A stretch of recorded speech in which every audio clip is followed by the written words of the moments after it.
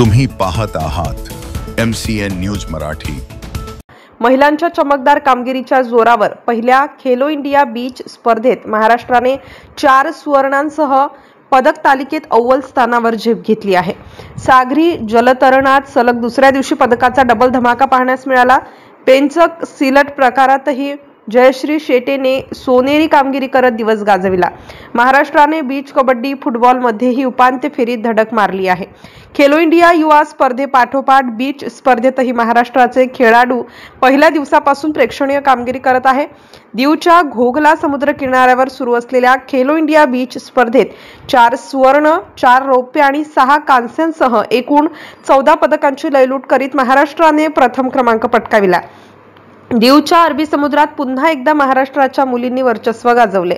5 kilometre स्विमथॉन प्रकारात सलग दुसऱ्या दिवशी साताऱ्याच्या दीक्षा यादवने सुवर्ण पदकाला गवसणी घातली आहे।